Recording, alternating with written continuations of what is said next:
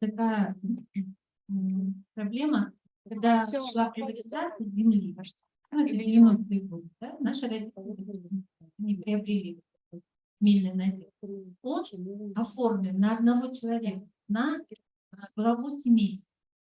Прошли годы, семья разросла. Земельный участок может перейти только еще к одному наследнику, да? Или вот этот надел 7 гектаров, он будет раздроблен на количество наследников. И уменьшение вот этой пахотной земли, оно приводит к уменьшению дохода и появлению нуждаемых. Поэтому мы изучали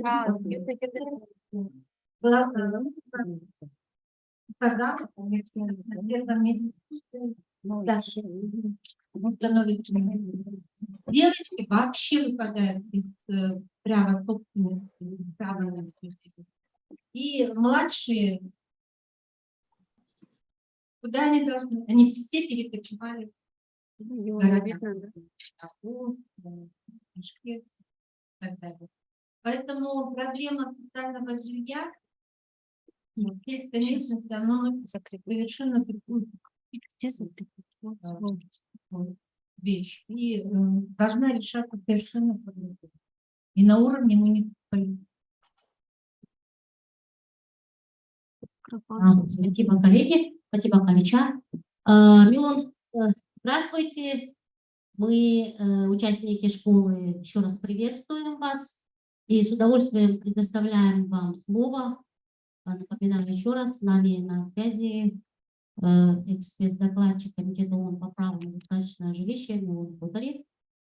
Милон сегодня расскажет нам о понятии, что такое право человека на достаточное жилище на международном уровне и как государства-члены ООН применяют эти международные механизмы и требования у себя в странах. Спасибо. Пожалуйста, мы предоставляем вам слово. Good morning, Mr. Katari. Can you hear us?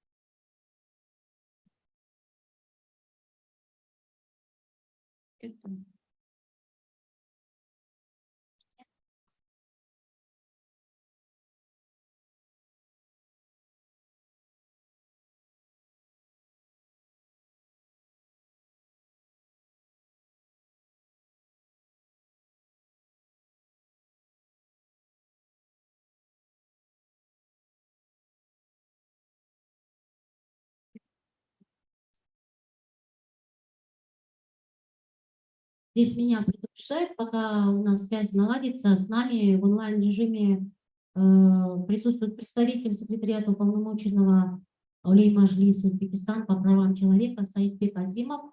Мы вас приветствуем, Саидбек. Вы нас слышите, да? Если слышите, то можете... Слышно, слышно. Ага, мы рады вас. Мы вообще должны были с вами встретиться в режиме офлайн. Жалко, что у вас не получилось выехать. Ну, спасибо, что зашли онлайн. И мы сможем установить диалог с омбудсменом Узбекистана. Мы всегда рады вам и спасибо за приглашение. Я очень внимательно все слушаю и фиксирую. Даже запись включил себе, чтобы в дальнейшем это все использовать на практике. Да, и сейчас мы послушаем с вами вместе выступление с докладчиками о Ботаре, а потом, если будут вопросы у вас, то вы нам обязательно напишите в чат. И тогда мы, если даже есть у вас коротенькое выступление по Узбекистану, мы можем вам дать слово. Хорошо, спасибо. В чате напишите, да? Да, Милон, вам слово, пожалуйста. Good morning, Mr. Katari. Can you hear us? Yes, I can hear you. Can you hear me? Yes, yes, yes. Okay, I apologize. I had some problems with the Wi-Fi. I'm here now. Okay, I will be translating for the participants. So I would ask you to make like pauses after a couple of slides so I could translate. And I will demonstrate the Russian version of your presentation here. Okay, okay. Okay, well, good afternoon, everyone.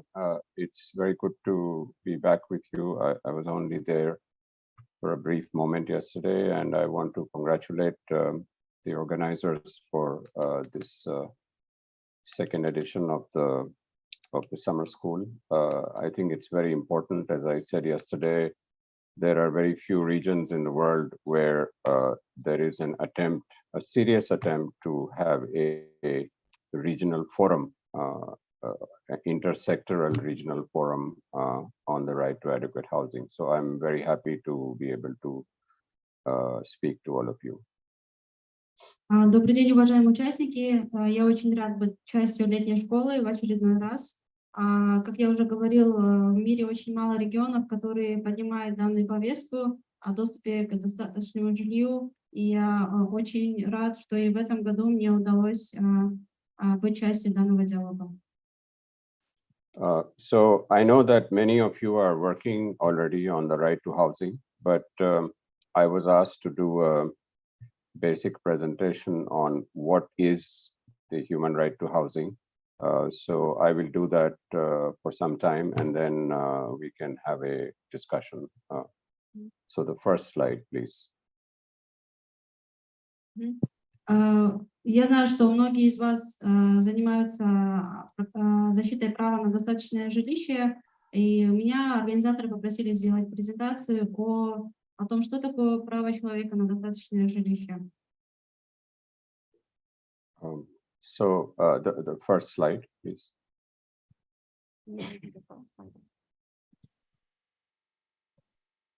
Okay. So adequate housing, if we view it as a human right, is much more than four walls and a roof. It has to be seen as a right that upholds the dignity of the individual and the collective identity of the community.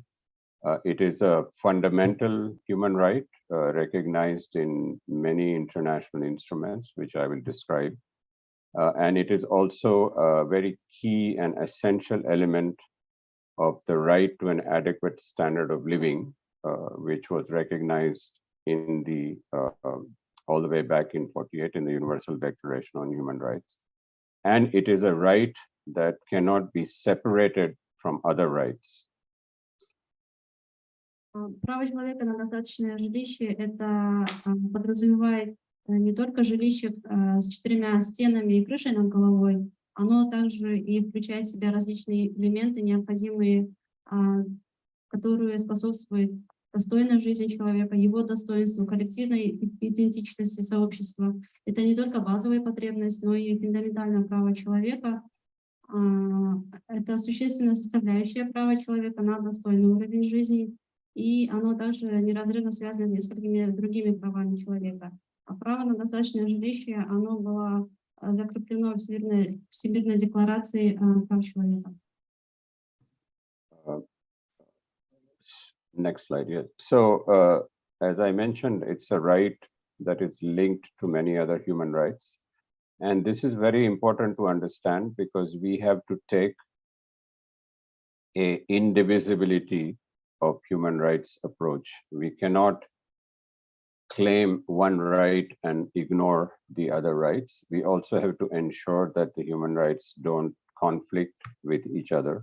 So the right to adequate housing, and this has now been recognized in international human rights bodies and by UN special rapporteurs, is integrally linked to the right to life, the right to health, the right to water and sanitation, all the rights that are in the slide. So it's very important to keep that in mind.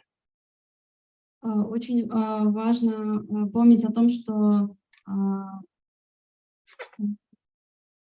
подход к правам человека, все права, они неразрывно связаны между собой. То есть одно право не должно конфликтовать с другим правом, с правом. Точно так же, как и достаточное жилище неразрывно связано со всеми правами, которые описаны здесь в слайде, и они все неразрывно связаны между собой. And so when I became UN Special Rapporteur in the year 2000, I was trying to think about this, about the indivisibility of human rights, about the fact that it is very much linked to dignity of the individual, the collective identity of the community. So I decided to try to come up with a definition. People often ask, well, what does the right to housing encompass? What does it, what are all the elements? What does it contain? And so I came up with a definition, which is the next slide.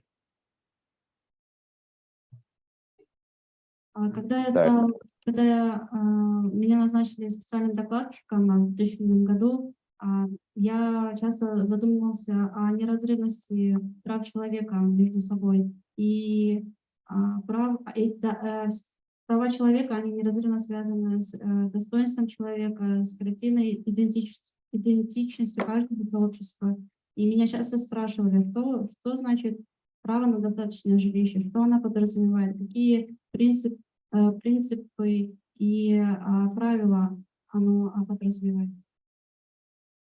So essentially, it says the human right to adequate housing is the right of every woman, man, youth, and child to gain and sustain a safe and secure home and community in which to live in peace and dignity. This shows you the extent of the right, the importance of the right, and also how we have to view it as connected to every aspect of our life. Определение права вы можете прочитать в данном слайде, и данное определение оно свидетельствует о том, что право на достаточное жилище оно неразрывно связано с другими аспектами нашей жизни. And so I want to just walk you through the international legal basis for the right to housing. The next. So the first recognition of the right to housing was contained in the Universal Declaration on Human Rights. This is a very important instrument that was recognized in the post-war period. And in fact, we are this year in 2023 celebrating the 75 years of that declaration. So what the declaration said in its Article 25.1, that everyone has the right to a standard of living adequate for the health and well-being of himself and his family, including food, clothing, housing, and medical care and necessary services. So this is the legal, international legal foundation for the right to housing. В следующей части я буду говорить о международном правовом основании права на достаточное жилище. Первое упоминание права было в Всеобщей декларации прав человека 1948 года. И сегодня, в 2023 году, мы празднуем 75-летие Всеобщей декларации прав человека. Упоминание вы можете прочитать в данном слайде. So this was a declaration, but after that, in 1966, there was a convention, a covenant, which is an instrument that countries have to comply by and report regularly to the UN. And the covenant was inspired by the Universal Declaration, and its Article 11.1 said that states parties have to recognize the right of everyone to an adequate standard of living for himself and his family, including adequate food, clothing, and housing.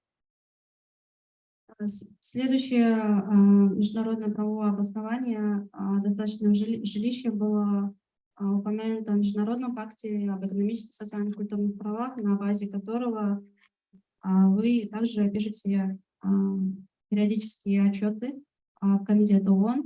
И статья 11 пункт 1 говорит о том, что государства-участники должны признавать право каждого жителя на достаточный уровень жизни. And there is another sentence in the article, which is not in the slide, which says has to, including adequate food, clothing, and housing, and to the continuous improvement of living conditions. Также данная статья, в данной статье есть предложение о том, что достаточный уровень жизни, включая достаточное питание, одежду и жилище, оно должно быть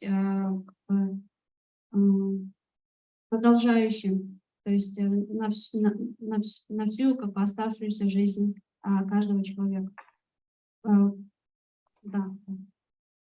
So around this time in 1966 and subsequently, a number of human rights instruments that focus on the rights of specific groups or the rights of discrimination have clearly recognized the right to housing.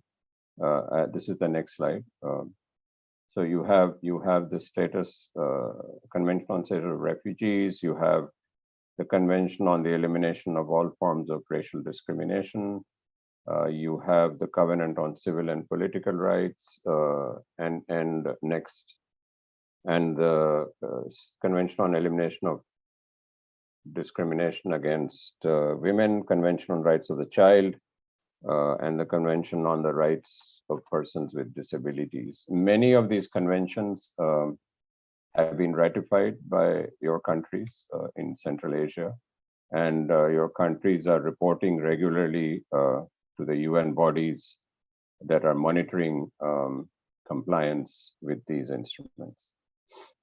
В следующем были приняты множество инструментов прав человека. Вы их видите на слайде. Это данные конвенции,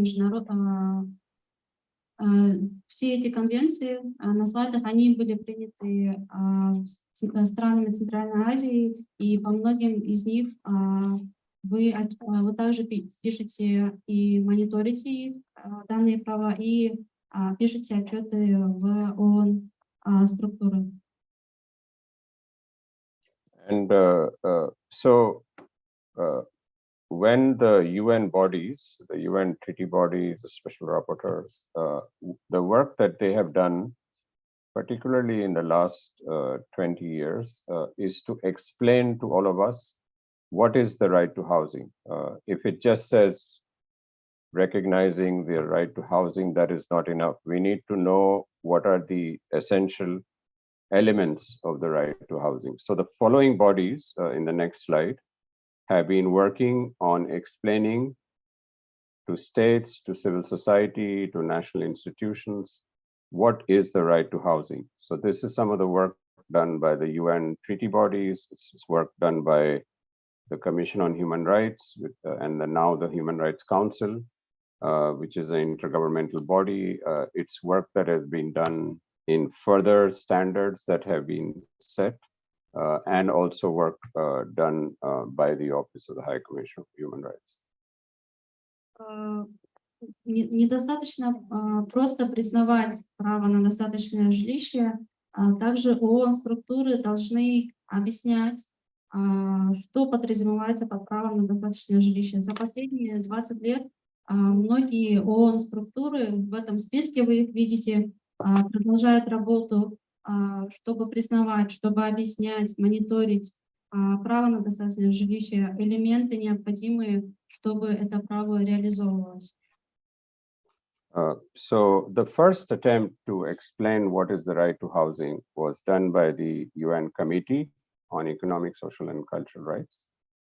And in that general comment, which attempted to interpret Article 11.1, which I showed you before, the committee said that there are 7 essential elements of the right to housing, that all these elements have to be satisfied so that we can say this individual or this family or this community has attained the right to adequate housing. So the first element was security of tenure, that we have to have security of tenure so that people have the right not to be evicted.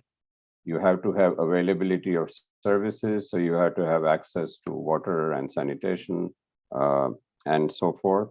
Housing has to be affordable. As you know, in many of our countries, we have a problem that people have to spend a large percentage of their income on rent or on mortgage. It has to be habitable, which means it has to be in a place which is safe and healthy. It has to be accessible. This is very important, not only for people with disabilities, but for everyone, so that it should be in a place where you can reach. It should not be very far away from your places of work and your access to health services and so on. So the location is also very important. And it has to be culturally adequate. You cannot have the same housing for everybody. Общий комментарий номер 4 в целях интерпретации статьи 11 Международного пакта объясняет, какие элементы необходимы для реализации права на достаточное жилище. Вы их видите на слайде.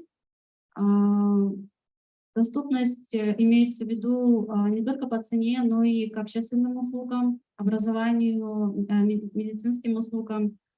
Также культурная приемлемость подразумевает, что одно жилье не подходит для всех культур и народов.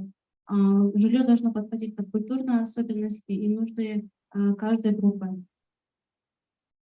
And so when I became special rapporteur and I looked at this work in the year 2000, I realized that this was not a complete list, because if you take the approach that I was explaining before of the indivisibility of human rights, if you take the approach that the right to housing is linked to the right to life, it's linked to many what we consider civil and political rights, then we have to expand the list.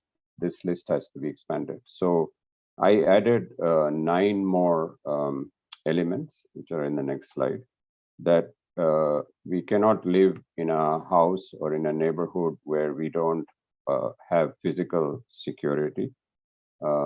This is particularly important for women, but I will come to that. That in a situation, in any situation, we have to have, in terms of the housing solutions that are available, you have to have the participation. You have to have adequate information for people. You have to have their participation to contribute to what the solution would be. In addition to civic services, we also have to have access to land, and in an important for communities that depend on their livelihood for natural resources. There has to be freedom from dispossession, so we have to be free from being evicted and having damage or destruction of our house. If for health reasons communities are displaced, then they have to have a right to resettlement. Not only resettlement, but compensation and restitution. And the next one is non-refoulement and return. And access to remedies. Very often communities are left without access to, if their rights are violated, without access to legal resources or other resources.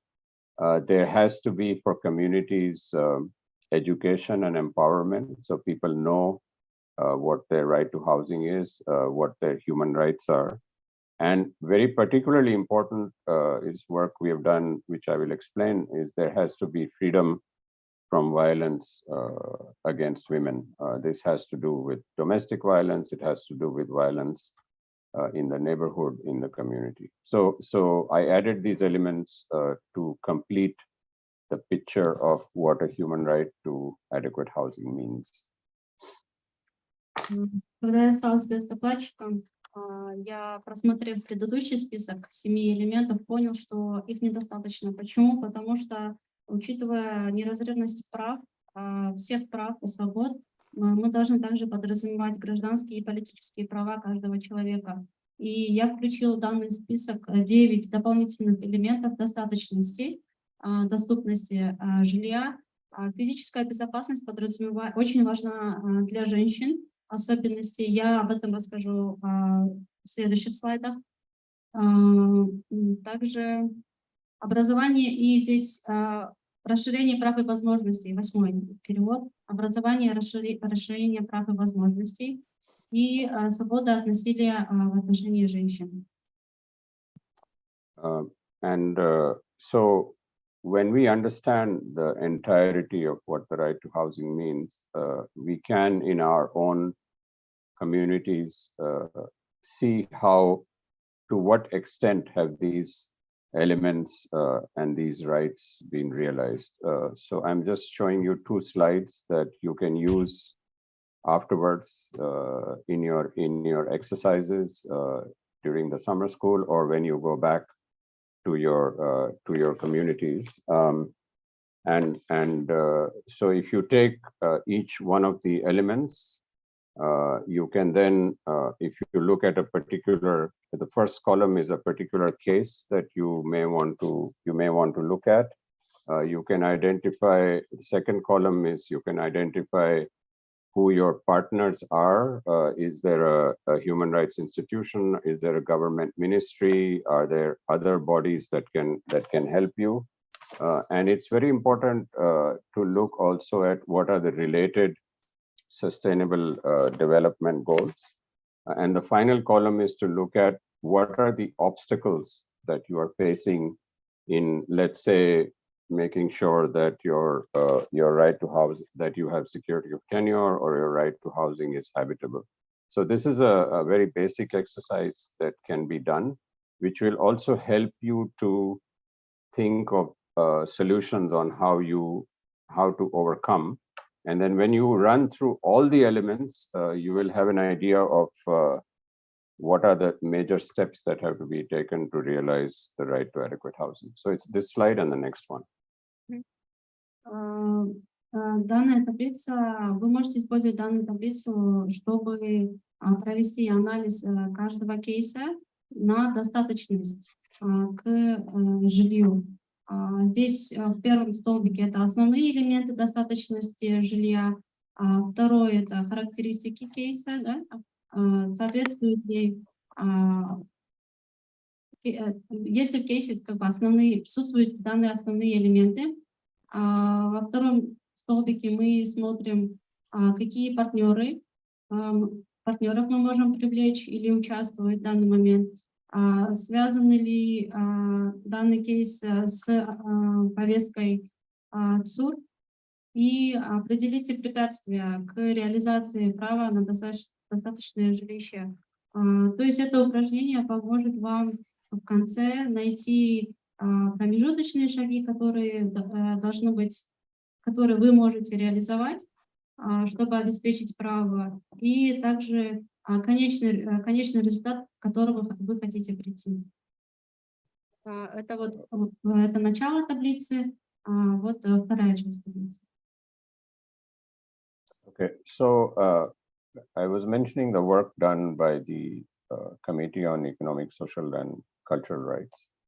And so in 97, the committee realized, because of all the information they were getting from around the world, that forced evictions, displacement was the main obstacle to the right to housing, that people were being displaced around the world, not only because of conflict and disasters, but also because of development-based displacement, because of large dams, mineral extraction, because of city beautification, because of gentrification, for a range of reasons. So the committee decided to explain what the right to housing in Article 11.1 means in the context of forced evictions. And they came up with a general comment, number 7, on forced evictions. All these documents that I'm mentioning are of course available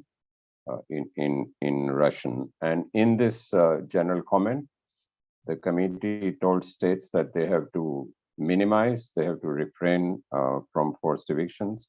And they clearly recognize that evictions are a gross violation of human rights. Я ранее упоминала о работе ООН-комитета по социально-экономическим и культурным правам. И одним из вкладов комитета является общий комментарий номер 7, который объясняет, что такое принудительное выселение, и подчеркивает, что принудительное выселение является грубым нарушением прав человека, и призывает государство воздерживаться от них и как бы обеспечивать исполнение национального закона и международных прав. Of course, as I mentioned, that there has been a great deal of standard setting work that explains more the right to housing, but also explains what it means for particular groups. So I will run through the next slides. You can look at them afterwards, just to explain what some of the other documents that are available to us from the International Labor Organization, declarations and programs of action from world conferences, other principles that have been developed.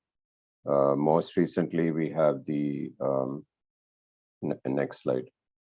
Most recently, we have the Declaration on the Rights of Peasants and people working in different areas. You had the Declaration on the Rights of Indigenous persons. All of these recognize the right to housing and now the right to land.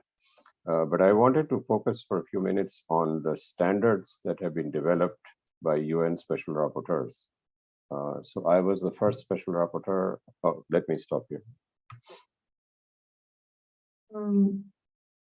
Была проделана большая работа в разработке стандартов реализации и защите прав на достаточное жилище, и были разработаны рекомендации, вы видите, да, в списке, принципы, декларации о индивидуальных группах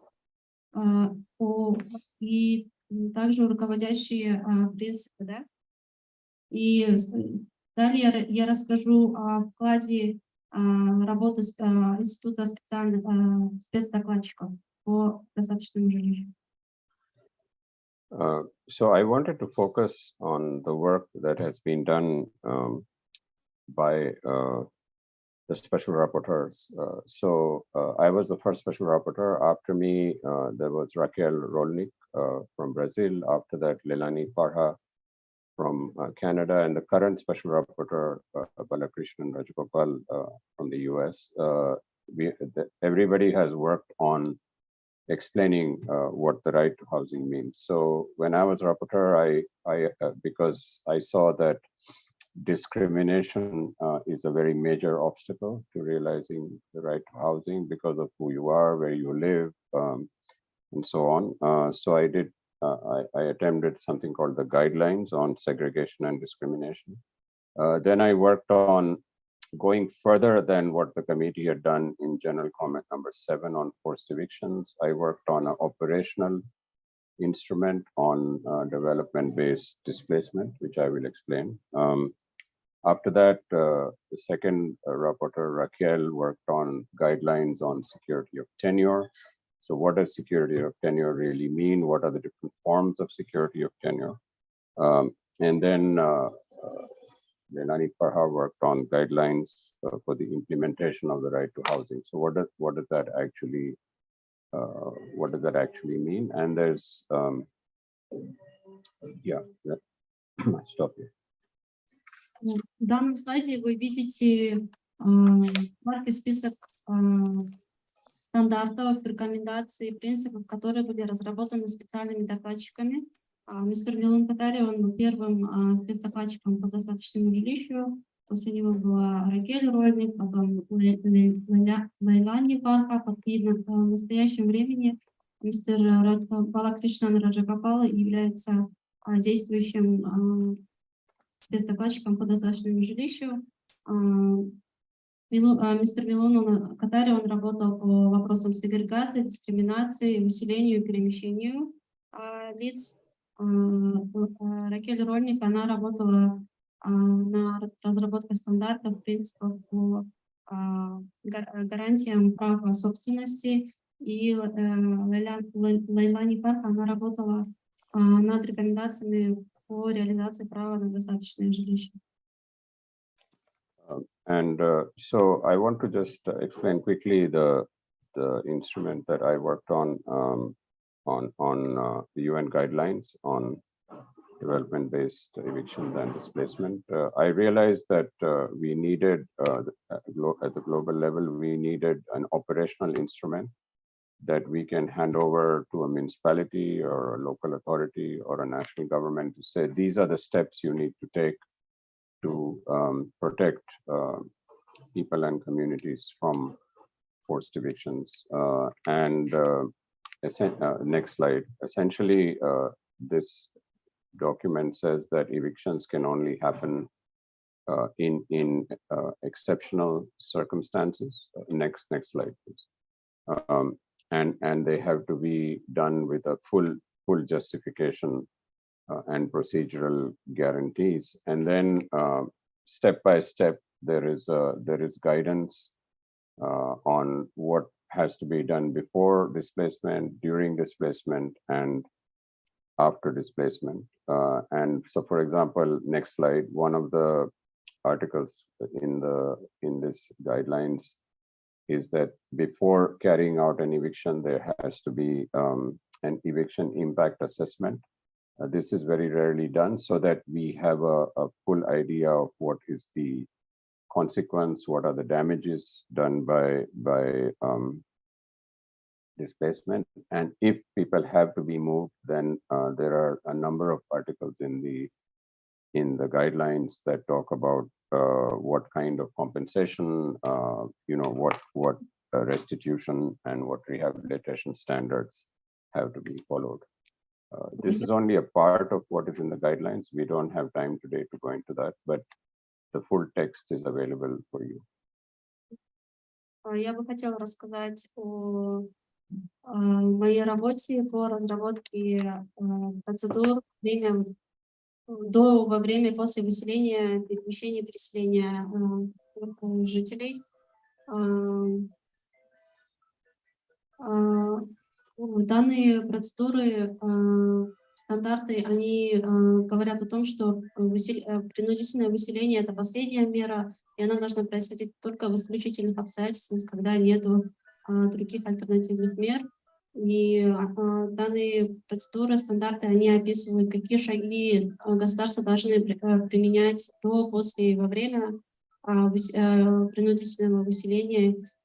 И также очень редко, когда государство или инициаторы выселения, они реализуют оценку воздействия выселения, как вот принудительное выселение влияет на тех, кого выселили.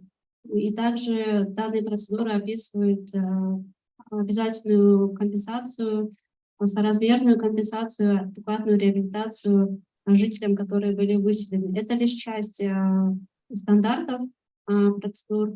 Полный текст вы можете найти онлайн.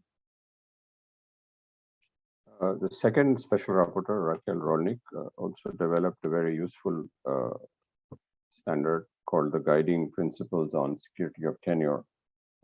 She realized that there are many different forms of security of tenure. There is no one way in which you can protect people in their homes, protect people from being evicted. So she said that all of these forms are legitimate forms, and in fact, security of tenure has to be seen as a much broader concept than just ownership of a house or the ability to rent a home. So she looked at a number of ways in which you can get security of tenure. Next slide.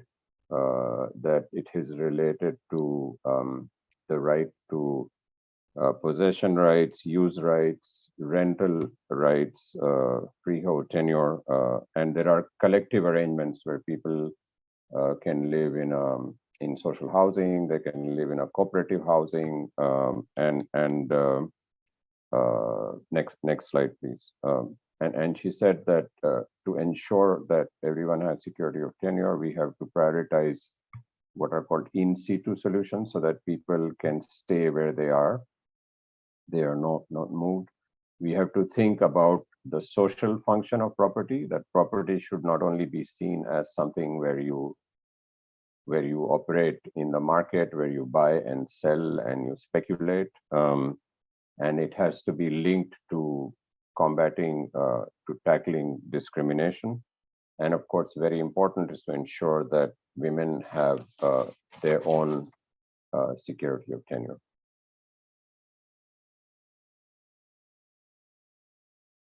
Второй спецдокладчик Ракель Роллинг, она разрабатывала руководящие принципы по гарантии владения, собственности жилья, и она подчеркнула, что формы собственности, они могут быть разнообразными, и все они законны, все они легитимны. Разнообразные формы собственности, они включают право на пользование, аренду, абсолютное право собственности и также коллективное владение, то есть когда люди объединяются в кооперативы, жилищные кооперативы, и чтобы данные формы, в принципе, они имели как бы продолжительность, они должны включать данные вот эти принципы. Приоритизация решений на месте, то есть на местах, да, сразу же. Содействие социальной функции собственности, борьба с дискриминацией по признаку владения, особенности, гарантия права собственности для женщин. So there are a number of other instruments. We don't have time. A particularly important one is the one done by Leilani Farha on developing housing rights strategy. And again, these will be available to you. But I wanted to move to the importance. When I was special rapporteur, I did a 4-year study on women's right to adequate housing. We actually also had to prepare for that study, we also had a regional consultation for Eastern Europe and Central Asia. And we looked at the particular violations that women are affected by related to housing and the link between adequate housing and women's safety, security, health, and freedom from violence. We looked at why it was important to prioritize housing for women. We looked at why it's very important that women have either a joint ownership with their partner, with their husband, or have housing in their own name. Yeah, let's stop there. So this study was in Eastern Europe and Central Asia? No, it was a global study, but to prepare for the global study, we had regional consultations where we listened to the voices of women from the grassroots. So we also had a consultation in Budapest to listen to voices of women from Eastern Europe and from Central Asia. And there is a report of that available as well. В рамках моего мандата спецдокладчика мы проводили международное исследование, которое продолжилось 4 года, в рамках которого мы интервьюировали женщин из Центральной Азии и Восточной Европы на связь между правом на достаточное жилище женщин и их безопасности и гарантии прав, свободы от насилия. И мы сделали вышеперечисленные выводы на основе глобального исследования. Здесь вы можете их прочитать о том, что права суда, чтобы защитить женщину от насилия и выселения, и физическую безопасность, обеспечить ей физическую безопасность, должны присутствовать вот эти все принципы. И правоустанавливающие документы на жилье должны быть записаны на имя женщины тоже. And so the content of all this work is contained in the next slide in UN resolutions from the Commission on Human Rights. It's in 3 reports that I prepared. It's in the regional consultations, and it's also contained in the sort of wisdom or what we learned from these consultations is also contained in a questionnaire on women and housing, which is in the 2000 report. On the website of the Office of the High Commissioner for Human Rights, the website of the Special Rapporteur on housing, all of this is in, I have given the website there. These websites that I have given, by the way, are hyperlinked. So maybe later on during your coming sessions, you can refer to the key documents. Выводы и результаты глобального исследования прав женщин на достаточное жилище отразились в резолюции о равных правах женщин на землю и жилье. И консультации, которые мы проводили женщины в Центральной Азии и Восточной Европе, извлеченные уроки из данных консультаций, они также отражены в вопроснике о женщинах и жилье в отчете специального докладчика. Данная презентация, она есть у всех участников. Вот эти линки, ссылки, они все рабочие. Вы можете посмотреть полный текст исследований и данных документов онлайн. So I see that we're actually running out of time. Let me go a little faster. So the next slides are just a summary of what has come out of global conferences. You know that UN Habitat, the UN agency working on housing and land, has been hosting since 1976 global conferences where they bring together the governments around the world, civil society, other actors to talk about. So the first conference was in 1976. Then there were a series of conferences in Istanbul in 96. There was the most recent conference in Quito in 2016, and all of these conferences actually reaffirmed the right to adequate housing. They reaffirmed the importance of security of tenure, and all these conferences have resulted in programs of action for governments. The most recent program of action is something called the New Urban Agenda. Next slide. Which has many guidance elements for governments, and housing ministries, other ministries related to housing are supposed to be following the recommendations contained in these instruments. Как вам известно, ООН проводит конференции, глобальные конференции, и здесь вот список конференций, которые были проведены для утверждения и продвижения права на достаточное жилище в 1976 году, в 1996. И все эти конференции, они также описывают право на достаточное жилище, подтверждают основные его принципы и элементы.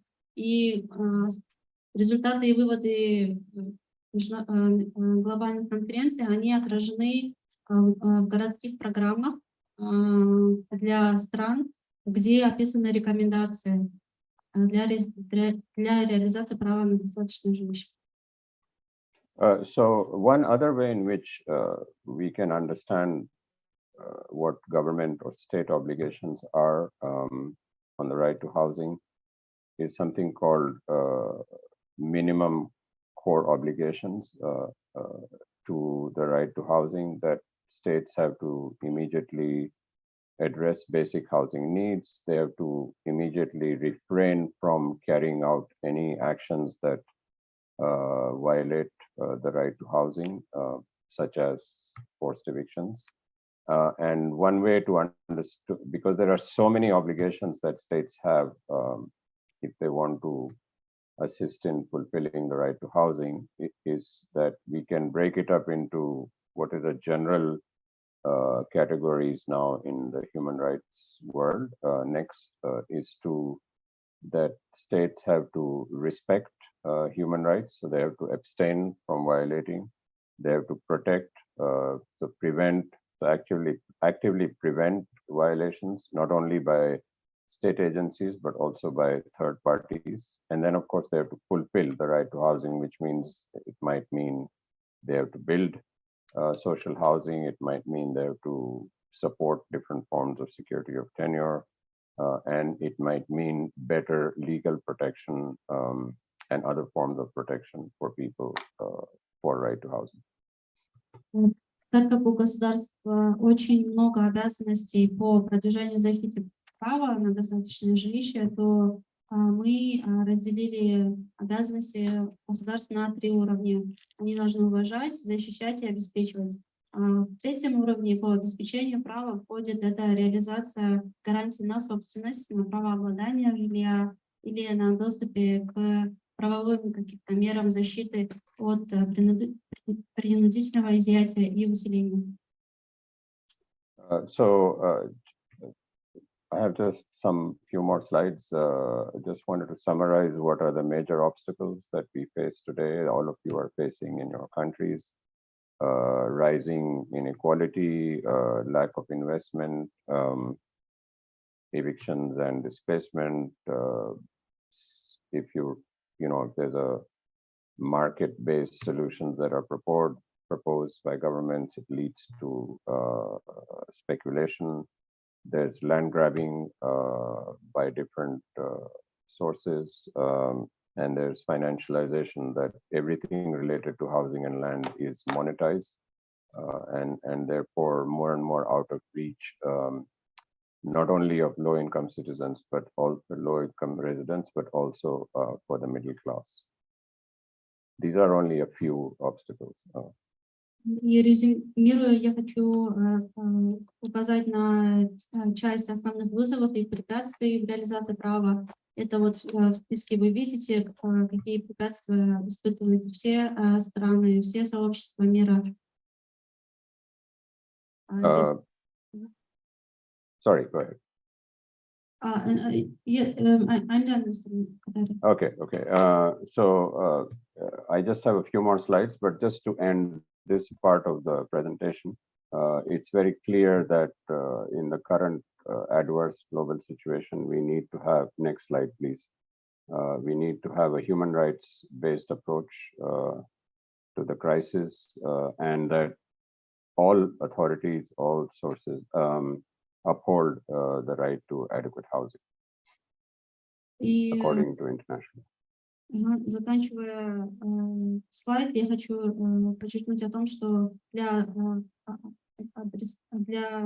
того, чтобы все вызовы были учтены и решены, мы должны решить кризис на основе, на методе, основанном на правах человека и обеспечении признания жилья как основного права человека, а не как товара. And more information on the right to housing can be found. Next slide, please. On the website of the Office of the High Commissioner for Human Rights, on the website of the Special Rapporteur, and on different NGO websites. I've given one for where a lot of work has been done on the right to housing, the Housing and Land Rights Network in India, but I will give you a few more. Больше ресурсов вы можете найти по этим ссылкам. Здесь также есть ссылки на сети.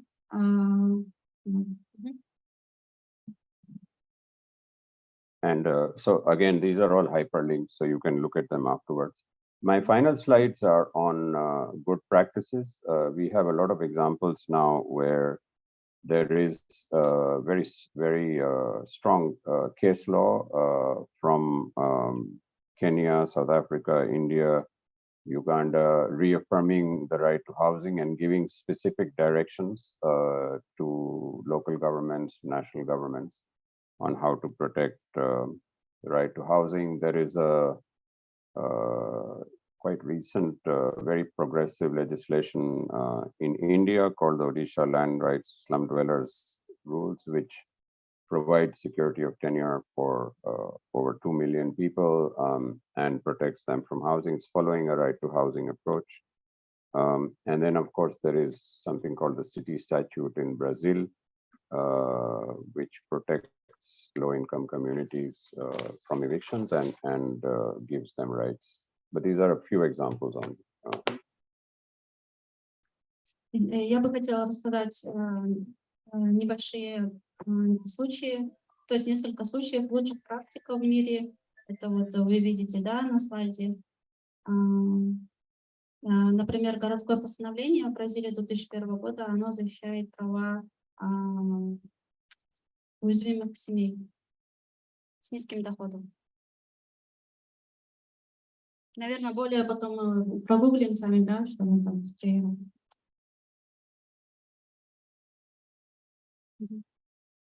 Okay, and I also wanted to refer to a international NGO where you can find quite a lot of information on work being done in different parts of the world. I don't think there is a Central Asia office for Habitat International Coalition, but you can check with them.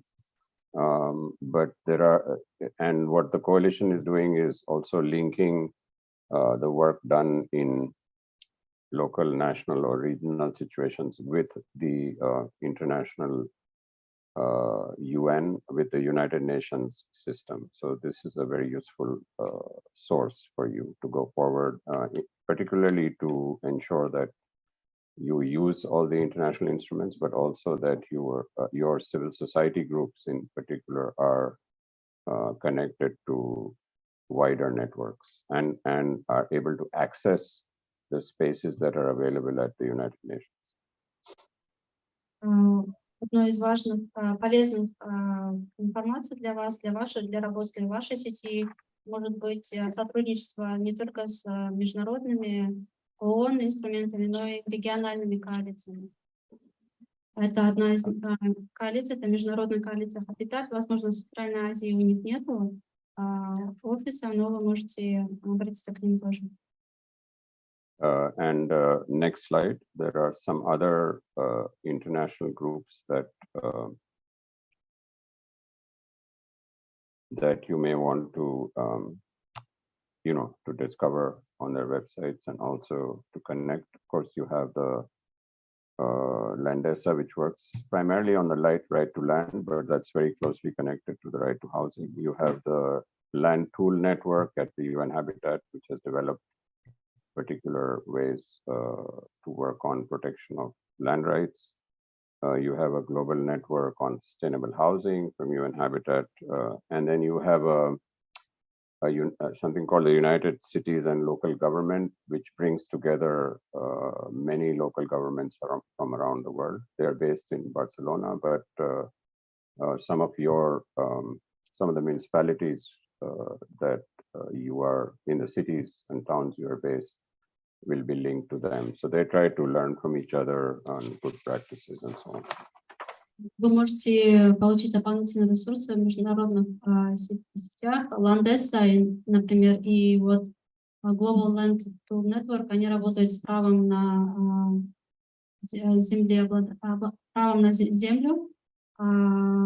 Здесь есть глобальная сеть устойчивое жилья. И, например, вот объединенные города, местные органы власти, они находятся в Барселоне, и они решают вопросы, и они объединяют МСУ со всего мира, чтобы решить вопросы городских пространств. And next slide. So these are the groups in Europe that you can access. There's something called the Housing Rights Watch, which has developed country case studies, which has regular lectures on their website. It's a research body, but it's doing very good work. You have Fianza, which primarily works on homelessness. It's a European coalition working on homelessness. And then you have some of the most progressive recent work done on homelessness is called Housing First, where the idea is that you do not put homeless or inadequately house people in shelters, but you directly give them apartments. So that is the one I've given you, Housing First in Europe, where you have examples from different countries in Europe on how to, what are the solutions for homeless people. Это европейские национальные сети в Европе. Например, вот третья сеть Housing First, они работают с бездомными людьми, и их основной принцип это то, что бездомные люди не должны быть переселены в шелтеры, а им должны выдаваться жилье. And I just want to close with examples of 2 cities in Europe that have done very progressive work on the right to housing. One is Barcelona, which has a long-term plan on realizing the right to housing. They have been able to provide security of tenure. They've been able to protect people from evictions. They've also built social housing. And on this website, you will see different ways in which the municipality has been working. Также хотела поделиться опытом города Барселоны. Их план на 16-25 годы обеспечивает право на достаточное жилище, право собственности и свободу от принудительного поселения. And finally, the city of Vienna, next slide, which has, I mean, in my global experience, I consider to be one of the world's most successful right to housing implementation in terms of provision of affordable rental housing, in terms of, there not being discrimination, all different level income groups live in the same neighborhoods. There's also full integration of migrants. It's called the Vienna model. So you may want to study that as well. Одной из лучших практик по предоставлению социального жилья для уязвимых групп, для переселенцев и беженцев это является венская модель. Больше информации вы можете прочитать по вот ссылке, и все ссылки рабочие. So I'm sorry I took so long, but thank you very much. That's the end of my presentation. Thank you. Thank you, Mr. Милан Катари. Он завершил свою сессию. Да, Милон, спасибо большое, что мы сегодня получили очень объемный глубокий материал в сфере права на достаточное жилище, особенно вот понимание права на достаточное жилище и обязательства государств, да, что это не только одна статья Всеобщей декларации прав человека, но и обязательства, которые лежат в рамках других прав тоже. Я думаю, что сегодня нашим членам сети, которые занимаются защитой прав женщин, защитой прав детей, внутренних мигрантов и так далее, стало более-менее понятно относительно того, что жилье касается сегодня всех прав. Уважаемые участники, у нас есть право задать вопрос, Милон. Если у кого есть вопросы, пожалуйста, да, мы продолжим. Да, пожалуйста. У нас на связи еще ждет Гунар, да? 5 минут у нас на вопросы и ответы. Mr. Milan Katari, there is one question for you from participants. Yes, please. Yes. Hello, my name is Fuad. I'm a journalist from Kazakhstan. My question is, are there any possible countries that have ratified the convention but do not come with them? Thanks very much. I could not hear the question properly. Perhaps can you repeat the question?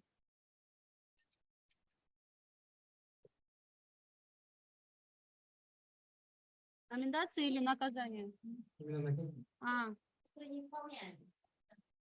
It's a question from a journalist from Kazakhstan. He is asking whether or not there is like legal punishment for countries that have ratified conventions but have not realized their recommendations or the articles, provisions in the conventions that have been ratified by the government.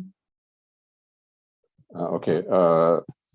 No, there are no there are no legal punishments or sanctions. The international human rights system works on the basis of good faith. Governments have voluntarily made commitments to these instruments, and the UN keeps giving recommendations. Of course, if governments are repeatedly violating the rights, then they can be exposed at the international level. But the system actually works on a constructive basis, and governments have to learn from each other. And also there has to be pressure at the domestic level from civil society, from human rights commissions, and so forth. But there are no penalties in that sense, and it would also not be desirable. I think the whole system has to work on cooperation.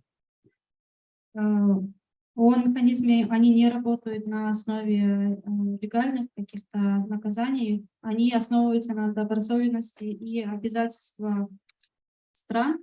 И мы наоборот ожидаем то, что местные неправительственные организации, местные жители сами будут требовать от своего правительства выполнять их обязательства международного права. But I would say that when a UN committee on, gives concluding observations, or a special rapporteur gives recommendations, or you have recommendations on related to housing in the Universal Periodic Review, I would encourage all of you to use these in your own legal forums, so in the courts or in tribunals or other forums, and perhaps there you can have then legal pressure, or you can have case law that then puts pressure on your government to implement the right housing. Я также призвал бы использовать те рекомендации, которые мы даем Институт спецдокладчика ООН во время защиты прав жителей в судах, когда вы представляете интересы жителей. И данные рекомендации могут служить как основы для защиты прав и интересов жителей. And I can also recommend that if you're facing difficulties or violations of the right to housing, you should send the information to the UN Special Rapporteur on housing. There is on the OHCHR website a place where there are forms that you can fill, and you can send it. So individuals can send them, or it must be collected? No, individuals can also send. Perhaps I see that Gunnar is here. He is the assistant to the special rapporteur. Gunnar, do you want to explain that a little bit? I think Mr. Gunnar's presentation is after yours. Okay, so maybe in your presentation you can explain. Okay. Yeah, I will deal a little bit with the communication procedures and how to approach it, and so very practical advice. Okay. So I will try to respond as much as possible to that question, which is a good question. Yeah. Thank you. Okay, great. Thank you, Mr. Katario. We will ask participants to write their questions, and if there are any questions, I will send them to you in a written form, and you can reply to us. Okay, well, thank you very much, and I'm glad Gunnar is following, so it's very important. So I'm happy to be in touch in the future, and if there are any resources I've mentioned that you cannot find, please let Gunnar know or let me know, and we can contact you. So thank you very much. Goodbye. Thank you. Thank you. Bye. Да, вопросы, если к Милону остались, мы передадим через чат. Милон, надеюсь, мы просим Милона ответить онлайн, да? Да. Онлайн. Тогда мы через 2 часа или завтра мы зачитаем ответы.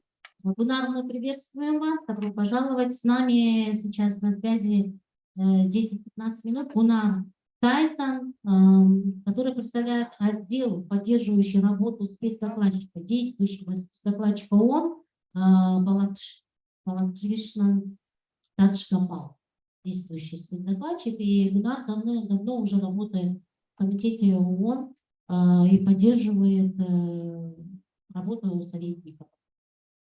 Праву, достаточное жилище. Ну, является право на достаточное жилище. Thank you, Mr. Kadali, So- and the floor goes to Mr. Gunnar Tyson. Please, Mr. Tyson, we will demonstrate your presentation. Good afternoon, representatives of and members of civil society and of national human rights institutions and ombudspersons in the Central Asian region. My quick question before I start: do you need a short break to breathe? There shouldn't be a problem if that is needed. Otherwise, I of course can immediately continue whatever you want. Мы продолжаем без брейка, да? Или нам нужен брейк? Нет, no, Mr. Tyson, we don't need a break. Okay, perfect. Then I will directly continue. I would first like to thank the Central Asian NGO network on the right to adequate housing for putting this seminar together and inviting us, the Office of the High Commissioner, the mandate of the Special Rapporteur, to this summer school. And it's very important also that this time it brings new members together and also representatives of ombudspersons in the region. And as I know already, this is already ongoing for 5 years, and there are already some important successes, I think, of your network, which we have all noted. And this is, I just want to congratulate it, whether it's a draft law passed in Kazakhstan, amending to regulate the issue of forced evictions, a new law on housing relations, or in Kyrgyzstan, where Interbilim, one of the member organizations, succeeded in establishing a working group under the Ombudsperson's office to monitor the right to adequate housing, or in Uzbekistan, where there's a lot of work going on focused on prevention of forced evictions, or Tajikistan, where through tireless efforts, also a new housing code have learned has been adopted. So this is very important also to note from us, from the side of the Office of the High Commissioner and of the mandate of the Special Rapporteur. And before starting my presentation, I would also like to apologize that the current Special Rapporteur, Mr. Rajagopal, has not been able to join or be with you.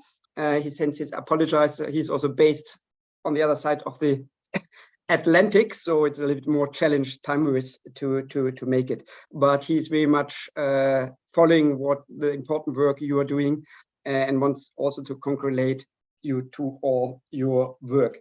What I thought to do is a little bit building on the excellent presentation of the first Special Rapporteur, Mr. Milun Kontari, you had heard, to go a little bit into detail. Where are practical tools, what kind of practical approaches you could do in interacting with the mandate of the Special Rapporteur or with the UN human rights mechanisms, and give a little bit of overview, including how to submit what we call complaints or communications to us, how to do inputs to thematic reports, and give a little bit of overview about future plans of the mandate of the Special Rapporteur.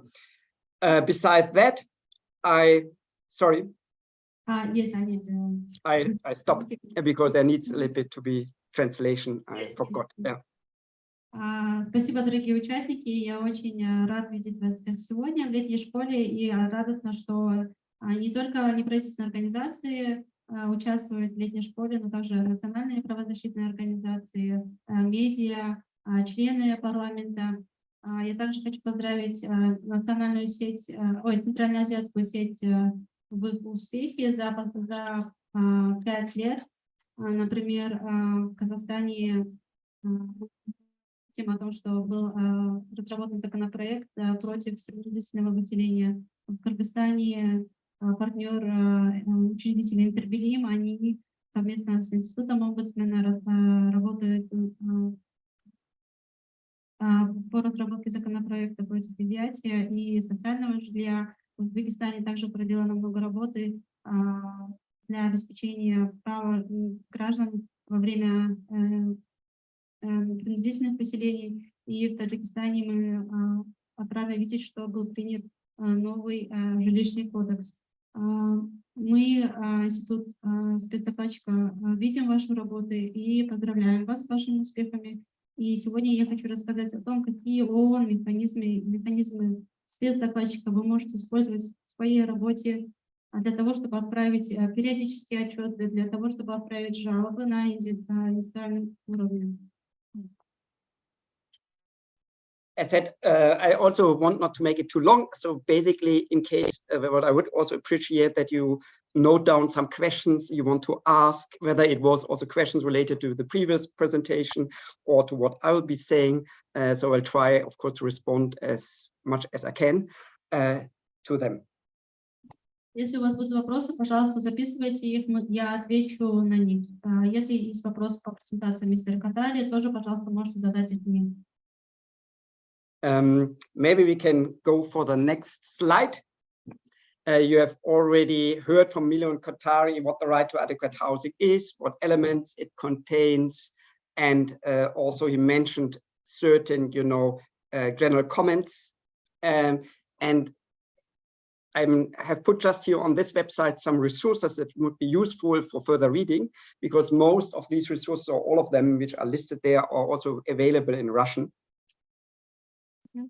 Данные документы, например, информационные бюллетени, руководящие принципы, все эти документы, которые вы видите, доступны на русском языке также. These are basically two fact sheets produced by the office, one explaining what the right to adequate housing is, which are reasonable, but very good drafted. The other one is focusing on the issue of forced evictions. Many of them might already have used them or are aware of them. Milun spoke about the basic principles and guidelines on development-based eviction and displacement, which he developed, which are also available in Russian in an official translation and can be used for advocacy and setting out basically soft law norms that government should follow when there's to prevent evictions, or if they can't be avoided, how they should be implemented. He mentioned also other guidelines produced by his predecessors, like there are guidelines on security of tenure produced by the second special rapporteur, and also guidelines on the implementation of the right to adequate housing by Laila Nifaha more recently. A lot of you find the links if you follow then the links, and if you can share also later the presentation to all participants, you will also be able to access usually the Russian version of these particular documents. Мистер Белокатарий, он рассказал нам об основных руководящих принципах во время принудительного выселения и переселения. Лейла Нифарха, она работала над руководящими принципами для продвижения права на достаточное жилище. Все эти документы, они переведены на русский язык, ссылки рабочие. Презентация была отправлена сегодня, поэтому я не успела перевести на русский, я все вам отправлю. Finally, there's a general link to a page where we have put a lot of resources produced either by the Office of the High Commissioner, UN Habitat, but also by human rights and housing rights NGOs, giving more guidance on what the right to adequate housing means, tools for monitoring. So this is a quite useful page with a lot of documents contained on it. Вот последняя ссылка. Здесь мы собираем все данные со всего мира, со всех международных коалиций, региональных сетей. Здесь можно найти инструменты, ресурсы для адвокации и мониторинга права на жилище. Maybe to the next slide. Usually the special rapporteur on the right to adequate housing has a particular mandate. Firstly, he should produce, or he or she, the full realization of the right to adequate housing internationally. Then also identify practical solutions, best practices, challenges, obstacles, and protection gaps in the relation to the right to adequate housing, including identify special gender-specific vulnerables in relation to the right to adequate housing, but also any other vulnerables, other minorities, marginalized groups might have. In doing so, there are basically three things which Special Rapporteur will do, and the first I will now soon come to. Здесь мы описываем пути вмешательства Института спецдокладчика по мониторингу права на достаточное жилище. Одно из них — это вы можете отправить доклад специальному докладчику через онлайн-форму, вот она. И вы можете отправить также кейс со всеми доказательствами на данную почту. Какие кейсы, да, рассматриваются? В теории рассматриваются все нарушения права на жилище, но приоритет отдается кейсам о коллективном принудительном выселении, когда принимаются законы и политики, которые ведут к принудительному выселению. Также массовые насильственные выселения, принудительные выселения, которые заканчиваются грубыми нарушениями прав человека. И кейсы, приоритет отдается кейсам, когда специальный докладчик может вмешаться, может оказать влияние.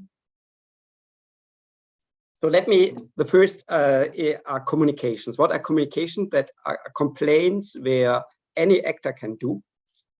So whether it's an individual, whether it's a lawyer representing somebody, whether it's a civil society group, whether it's a national human rights institution sending us information which they can't handle. So basically there's no limit. Also these communications can be done even if the legal process, if, for example, a case is already subject to a legal process locally at national level, has not yet been completed.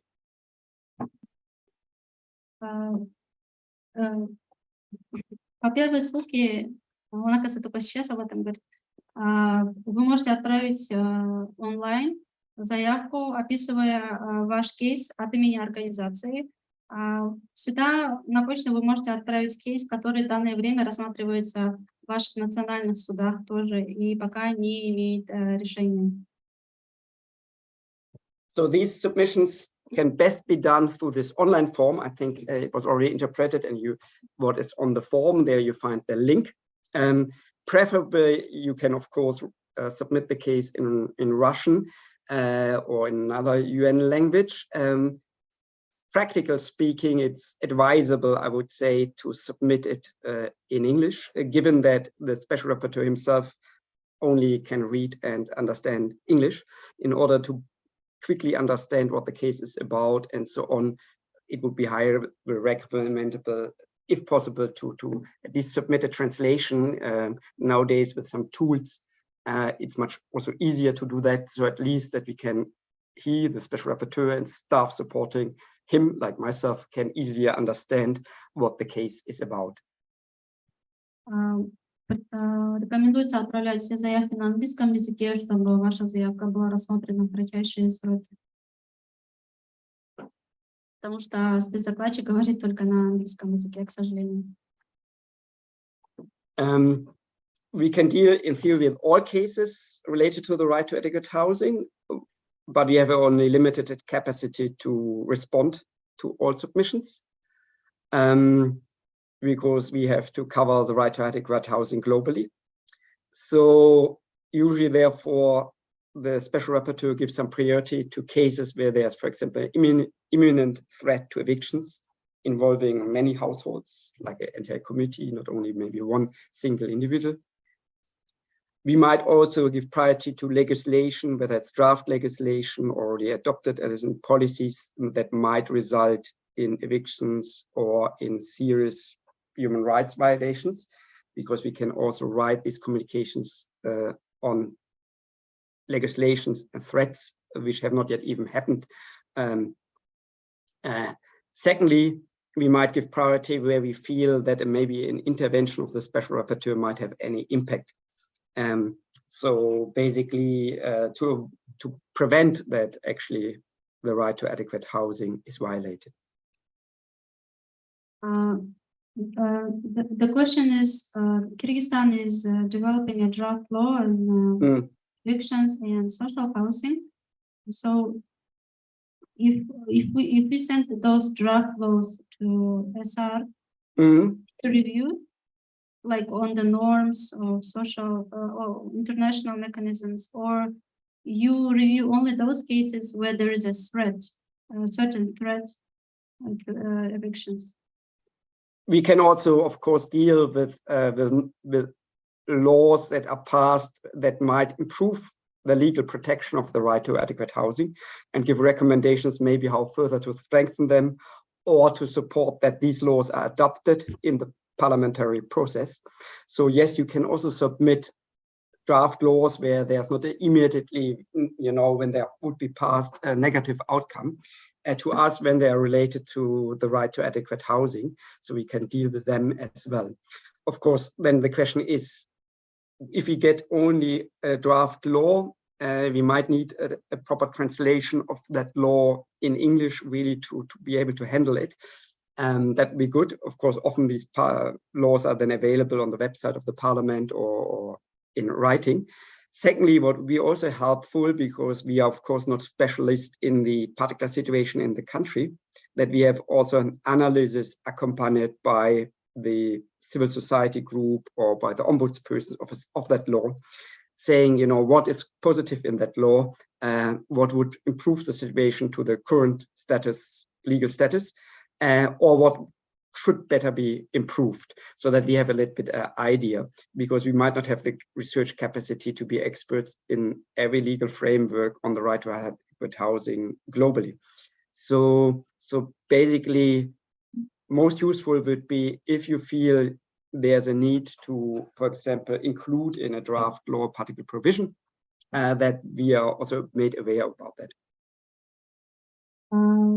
Вы также можете отправить законопроекты, которые вы планируете утверждать, но просим их отправлять на английском языке. И так как у нас нет контекста в вашем национальном законодательстве, также, если вы хотите отправить законопроект, пожалуйста, прикрепите анализ с вашей стороны о том, как вы хотите улучшить данный законопроект и какие нормы вы хотели бы внести в данный законопроект.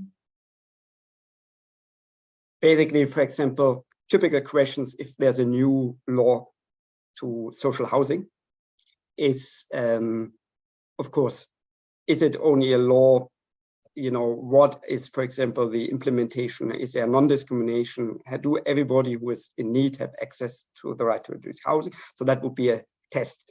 Who is excluded? Do you need to be a residency for 5 years in a particular city or whatever before being even able to access that? Can individuals, female, male persons, similar access? Is it restricted only to certain types of family settings or excluding, for example, single parent households from access to social housing? These would be typical questions, I would ask if I see such a law.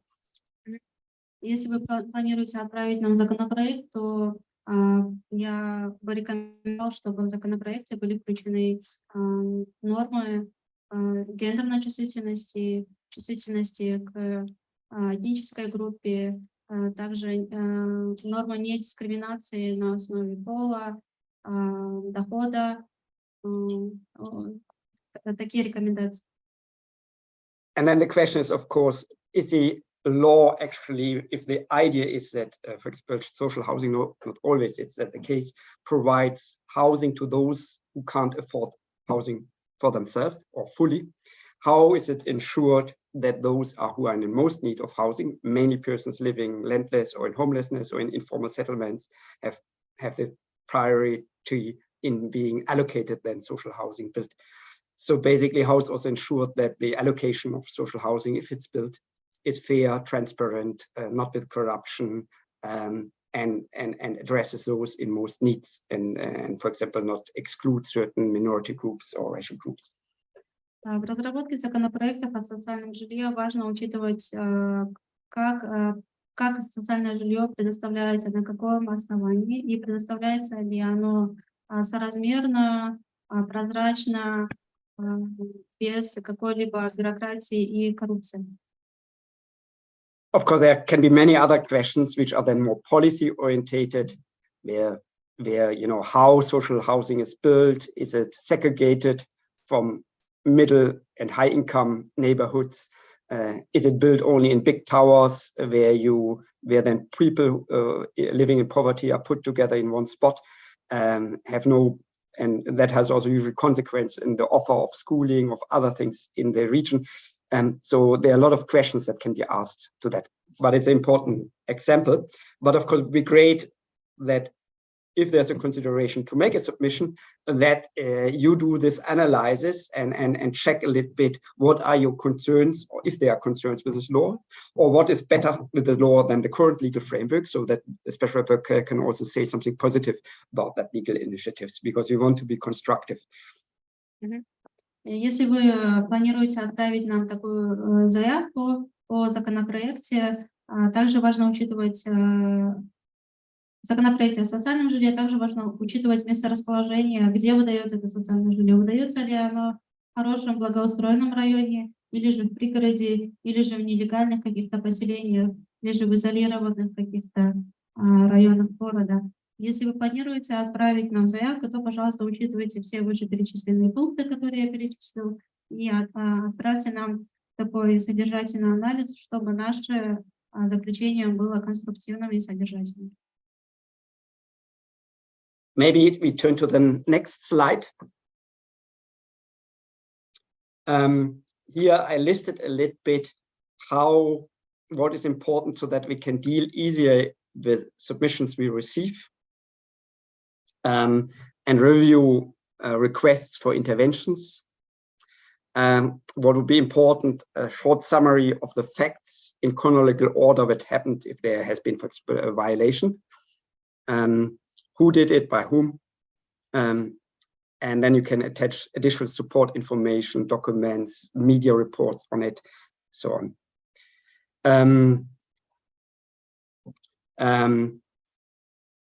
Then information who was responsible for that violation. Is it state authorities? Is it private persons who were responsible, and there's a lack of regulation by the state of them, resulting in violations?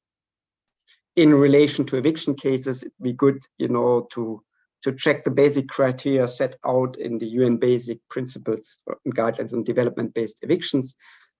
What of these standards have been violated and not? Who has been involved? How many people? A little bit the composition. Is it old person? What type of persons are affected? The more information we can get. Have there been already attempts in court cases, to access justice to prevent these evictions, and where do they stand? What results have been? I stop here maybe for translation. Если вы отправляете заявку на рассмотрение кейса спецдокладчику, пожалуйста, учитывайте следующие пункты. Максимальное количество страниц — это 1-2 страницы. Здесь вы описываете в хронологическом порядке, что случилось, с кем случилось, когда случилось. И плюс отправляете подтверждающие документы. И также описываете страну. Если это нарушение было со стороны муниципального органа или правительства, то описываете, какие нарушения были сделаны, каким органом и какие права нарушились. Пожалуйста, если вы отправляете кейс о принудительном выселении, сначала проверьте базовые принципы ООН и отметьте критерии, которые были нарушены в этих руководящих принципах. И до и после, если это кейс до и после выселения, учитывайте следующие пункты: о доступе к информации, была ли консультация предварительная, имеется ли доступ к защитным механизмам, какое доступное альтернативное жилье было предоставлено, и компенсация, соразмерная ли она, достаточная ли она. Yes, in the PowerPoint it says if submitted in Spanish or French, but the same is applicable for what I mentioned already. From Russian, we would prefer have a little bit of translation of your submission. You can write first, of course, in Russian, in your most familiar of that document in English, just to be able to handle the complaint easier and have quickly a clue what this is about. Another important aspect is that in these communications also we can take up cases where individual victims are affected or households identified by name. But if you do that, we would need consent of the affected person that their case is taken up and mentioned by name in the correspondence with the government. We have some abilities, of course, to send only the information with the name and address information to the government. But when then the communication is later published, remove the name. But usually it would require that at least the government will be informed about the case and what it is, because otherwise the government would say, how can we follow up what is happening with this case if you don't know the address, the name, and the person? Of course, if it's large scale, eviction, for example, or human rights violations affecting an entire community, we don't need to have to mention individual names in the communication. We just give where this community is located, that information, and send a communication on behalf of that community. To avoid also backlashes, of course, sometimes of governments, it might be also sometimes advisable not only to issue a communication on one single case, but have establish a pattern. If something happened to multiple people in different locations, we could then raise different cases. So making it also more difficult to the government to say, this person is just wanting to put your government in bad light or something like that. And we know these evictions happen all over in all countries, but sometimes governments are quite sensitive to these complaints. And of course, we don't want to do additional harm to people who submit information to us. And this kind of assessment is best done by you on the ground, whether, mentioning a particular case or raising a case which actually enhance the protection of the affected person or not. Мы также просим, как уже ранее говорилось, отправлять заявки на английском языке с качественным переводом, и все сопутствующие документы также должны быть переведены на английский язык. Пожалуйста, когда вы описываете кейс, учитывайте безопасность людей, которых вы описываете, которые являются участниками. Если это принудительного выселения, если вы решите упоминать их имена, то вы должны подпись получить от них для разглашения их имени в заявке, потому что когда мы оцениваем кейс и пишем рекомендации, мы их отправляем правительству, государству, где это произошло, чтобы они далее могли промониторить разрешение данного кейса. Конечно же, индивидуальные кейсы, они сложно рассматриваются, потому что там может быть такое сотворительное такой bias, да, что если это принудительное выселение произошло с одним человеком, государство может отмахнуться и сказать, что это один человек, он просто хочет показать нас в некрасивом свете, а если это коллективный какой-то иск и есть какие-то паттерны, что выселение или правонарушение происходит в отношении определенных групп лиц, то данные кейсы мы можем направить государству, чтобы они отследили, почему именно кейс происходит именно с этими людьми и с данной группой. Maybe to add on that, we don't disclose in any communications that we send to governments, where we ask them questions for them to respond to, who submitted the information. So that is kept generally confidential. At least we don't disclose it in the letter. So basically, which lawyer, whether the individual who complained, whether it was a lawyer, whether it was a civil society organization, and which one. Of course, sometimes governments, just when they see the case and know that a local NGO has worked on that case a lot, then suspect that it came from that NGO, that we can't prevent. But this is, of course, a method also to protect human and housing rights defenders to do their regular work. And that is also if there would be somebody within government sending something to us, or within an independent institution sending a complaint, we would not disclose who sent the information to us. Мы также учитываем безопасность отправителя заявки. Если это неправительственная организация, мы не говорим государству, что это определенно неправительственная организация, когда была отправлена заявка. Если заявка была отправлена со стороны официальных лиц, кто работает на местные власти и правительством, то мы также не разглашаем информацию о личности этого человека. maybe questions from participants to these things? На данном этапе есть ли вопросы? У вас? Да, у нас Да. здесь онлайн есть один вопрос. Можешь читать? Касательно Узбекистана, успехи касательно ПДЖ только на бумаге, только в тексте закона. Суды все также продолжают выселять граждан из их домов, как и раньше, прикрывая словами о налоге и права.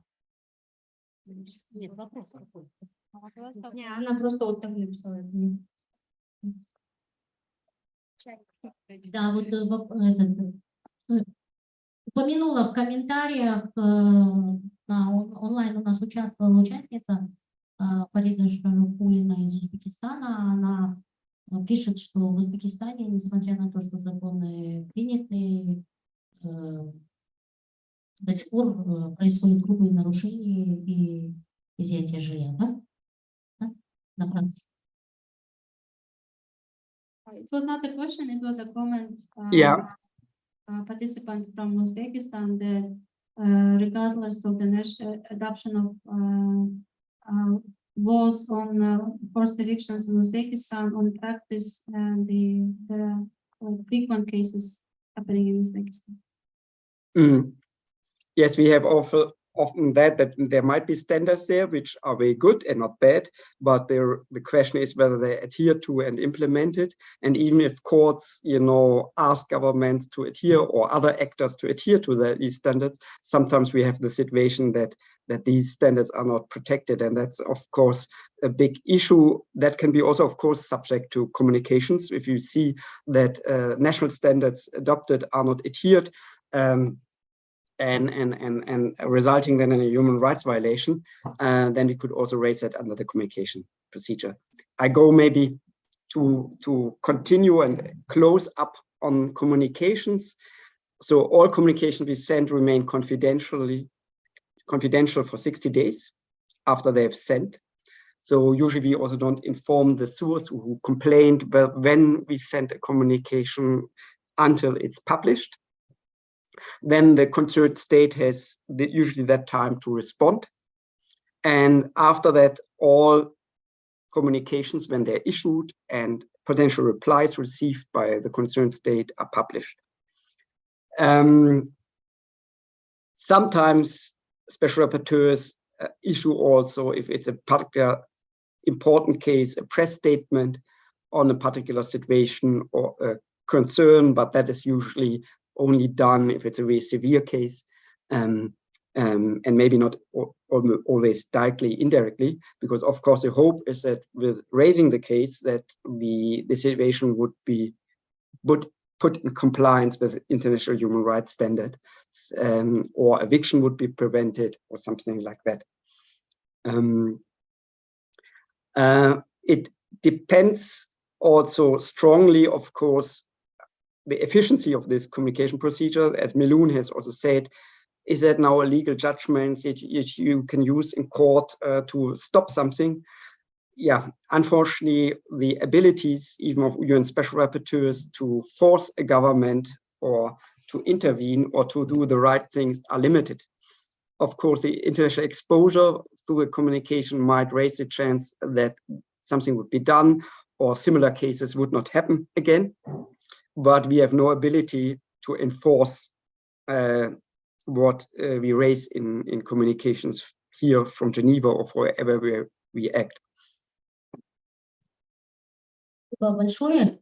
Сейчас мы послушаем перевод, а потом закончим эту сессию. Хорошо? Вы хотели что-то прокомментировать, да? Потому что у нас было всего лишь 15 минут, а мы перебрали 45 минут. Да, сейчас мы перевод послушаем. Заканчивая сессию по коммуникациям, все коммуникации остаются конфиденциальными на протяжении 60 дней, пока они не публикуются.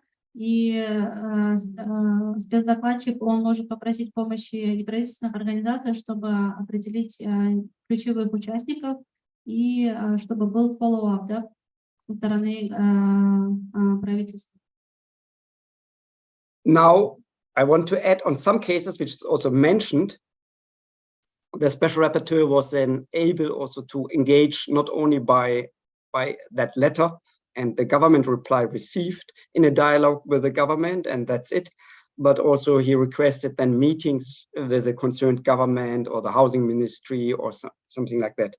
Of course, whether the government is open to that dialogue or not depends on their willingness, but that's another opportunity to be explored, in part as today these meetings don't need necessarily to mean that somebody has to fly millions of miles to Tajikistan, Kazakhstan, Uzbekistan, or another country, which is impossible for raising an issue, but we can now organize these meetings at least online. So that sometimes has been helpful also to engage in a constructive dialogue with the concerned government on a particular case or on a particular law or something like that. Of course, that can't be done on all cases, and it requires, of course, the willingness of the concerned government to cooperate. But sometimes this can be arranged, in particular, for example, if there are ombudspersons or national human rights institutions involved, suggesting that.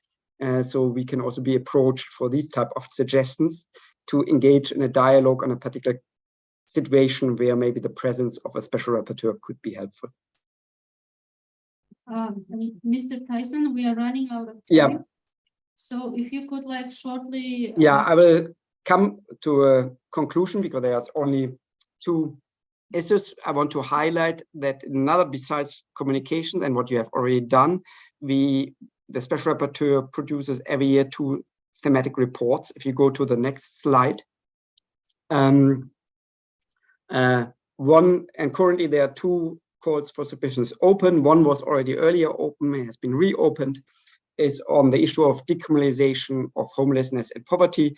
We know that persons who have no home live on the street, sleep on the street or in public spaces or in other areas which are unfit for habitation, are often subjected to persecution, whether it's that they are moved away violent and deported outside city centers, whether they're even detained because of being in a public space, or because of begging, they are subjected to fines. If they can't pay the fines, they are detained or imprisoned. It's a widespread phenomenon. And both the Special Rapporteur on the right to adequate housing and the Special Rapporteur on the right to extreme poverty and human rights have therefore decided to devote a particular focus on that issue and submit probably into the next Human Rights Council session in March or June next year, a thematic report on that issue with concrete recommendations. And this call for inputs is open. And of course, I'm sure some of your organization have already responded to the earlier call. If you can send updates or provide information on the situation in your country, that is also possible, of course, for ombudspersons or national human rights institutions. This would be much appreciated. Также спецдокладчик презентует 2 тематических отчета каждый год. Первый — это декриминализация бездомности и бедности, и второй — это переселение как базовое,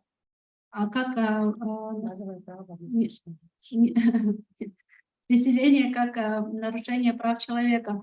Мы открываем колы, чтобы неправительственные организации, национальные правозащитные организации могли отправить нам информацию для вклада в данные отчеты по следующим срокам. То есть сроки видите, да? Сроки вот 15 сентября. Ну, 15 сентября нужно отправить. Это вот дедлайн по дискриминации, связанной с правом на жилище, да? Декриминализация бездомности. Декриминализация бездомности. А второе до 30 сентября это вот по нарушению прав на достаточное жилище в целом. The second issue I wanted to mention was resettlement. The current Special Rapporteur wants to devote his next 2 or 3 thematic reports to the issue of resettlement as human rights issues. That, of course, builds on what Milun Kotargi has already done. We know that more and more people are either resettled because of development-based projects or because of climate change impacts or risk of exposure to natural disasters and so on. Likely, the number of people will increase through the climate crisis affected, where land has become, not anymore, water is missing, you can't do anymore the traditional farming and so on. And that is a big issue. We know that there are a lot of guidelines already out and some rules to resettlement, but they are often badly implemented, not monitored, and many communities resettled live in a very poor state after resettlement. So all these wonderful resettlement plans and of development often don't marginalize those who are affected. And therefore the need to develop better international guidelines how to do resettlement, but also learn from good examples, because some countries have good, strong national legal and policy frameworks for resettlement. And we want to, highlight how resettlement could be done if it is needed in line with human rights standards. Also, this call for submission is open, so it'd be important to learn what standards are applicable in your countries, what national law is available, what case law is available, are there important rulings by your Supreme Court on that issue, how these policies have been implemented, have they followed actually the legal provisions which are in national law or not, and what are the core issues in your region, in your country. That would be very helpful to learn. Относительно второго доклада по переселению, дедлайн 30 сентября, вы можете отправить информацию о том, что происходит в вашей стране, какие меры предпринимаются, какие со стороны правительства, какие есть нарушения на местном уровне, со стороны местных властей. Вне зависимости от причины переселения, вы можете отправить кейс до 30 сентября. And I know also that the Special Rapporteur wants later to draft proposed standards there, and might likely wish also to organize regional consultations on that issue next year. So one option could be potentially also to organize jointly a consultation on that topic in Central Asia, for example. Lastly, what special rapporteurs do, including the special rapporteur on the right to adequate housing, they usually go on country visits, 2 visits per year. I think we have outstanding requests to visit Uzbekistan. I'm not sure whether other countries, which I think have not yet been replied to.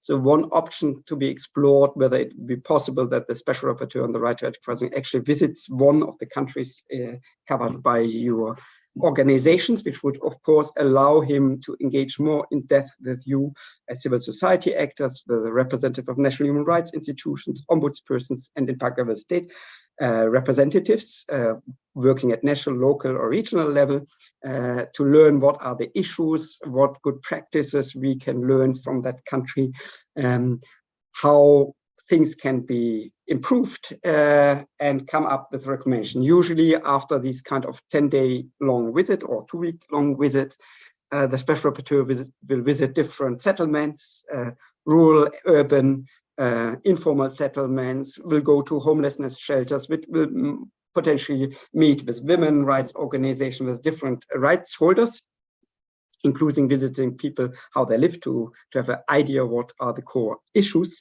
and then draft recommendations, which will be then submitted with his findings in a report to the Human Rights Council. After that, that's of course a tool additionally for advocacy by local non-governmental organizations or members of parliament, or for national human rights institutions who could use these reports also to raise again their concerns or their proposals, how the situation, how the right to adequate housing could be improved in their country. Другой вид вмешательства со стороны спецдокладчика – это визиты в страну. Кажется, в этом году было очень много заявок со стороны Узбекистана, чтобы спецдокладчик посетил Узбекистан. Каждый год спецдокладчик посещает 2 страны. Одна поездка длится около 2 недель, и он встречается со всеми участниками и стейкхолдерами в стране. И все выводы, результаты поездки, они учитываются, записаны будут в отчете, который отправляется в Совет по правам человека вместе с рекомендациями по стране. Предупреди, что мы We have 2 minutes, Mr. Yeah, Tyson. I think with this I would like to conclude and be happy to respond to questions that are. Да, ваш вопрос, пожалуйста.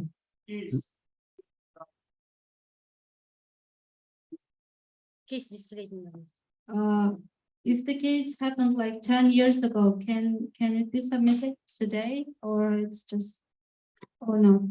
In theory, yes. The question is a little bit, of course, whether this is still an important case affecting the rights holder still, or entire community, or it's more about compensation, adequate, whether alternative housing, for example, was provided when a community was, for example, moved involuntarily and so on.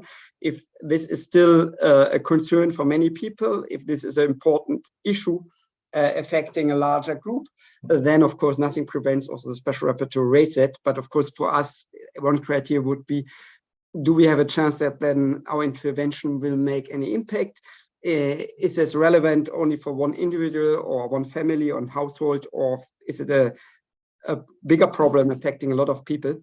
That would give that we would of course give them priority to those cases which have a larger impact, to raise those with the government, and not maybe one case of a disagreement between a tenant and a homeowner about how the apartment was maintained and so on. Because if we would do that, we would be submerged with cases globally, which we can't deal. So we need a little bit to set priorities. Это зависит от масштабности самого кейса. Был ли это кейс, который повлек негативные результаты для большого количества людей? Испытываете ли влияние данного кейса спустя 10 лет на сегодняшний день? Если это вопрос адекватной компенсации, и если это вопрос принудительного переселения, и вот эта группа, которая была, чьи права были нарушены, испытывает проблемы по сегодняшний день, то вы можете отправить. Но другой вопрос, если проблема не была решена на протяжении 10 лет, как может спецдокладчик помочь в данной ситуации? То есть спецдокладчик мало что может сделать, если проблема не была решена в течение 10 лет.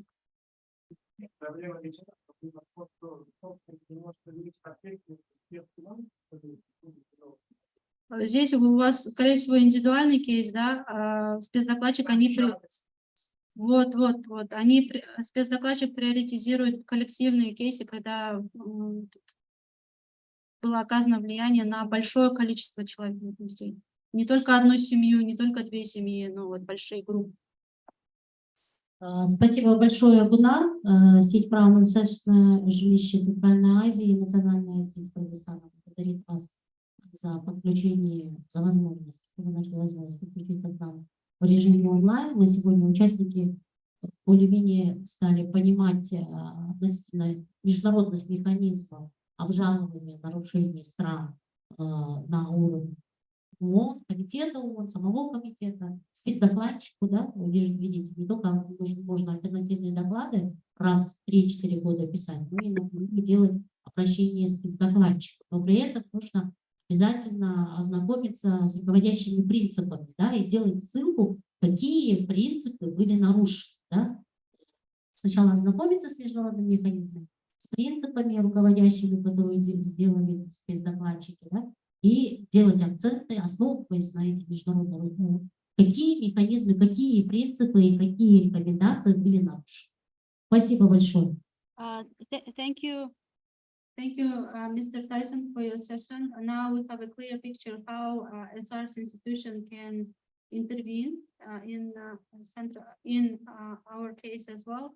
And the Central Asian Network is grateful that you could participate today. And now we understand that the CSO organizations have other alternatives, not just only a report every 2 or 3 years with the reports, but also send cases online directly to SR's institution. Thank you very much. It was a much pleasure, and please remain in contact. Also remain, if needed, in contact with our regional office. We have very excellent colleagues who can also potentially assist and put us in touch if needed. One thing I wanted to say before you maybe work very tough on a large important case. You want to submit for communication, which involves now assembling a lot of documentation. You work 2 or 3 weeks on this submission to get it properly done. Maybe drop a short line to us, ask, explain in a summary what the case is about, whether we have capacity, whether we can act as quickly as necessary, because sometimes a law might be already at a last stage in a legislative process.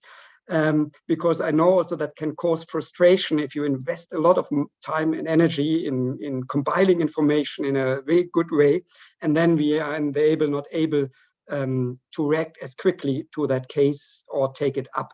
So that would be a little bit my advice as well. While we will, of course, appreciate every submission we receive, unfortunately, we receive much more submissions than we can act on. And there we are sometimes constrained in terms of staffing, in terms of time to process this information.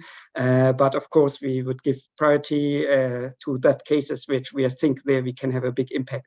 And I think the work of the regional network has shown how important it is, and that it can also move things locally. And therefore, we are very honored, to support your efforts, and vice versa, you support our efforts to promote the right to adequate housing. Thank you so much.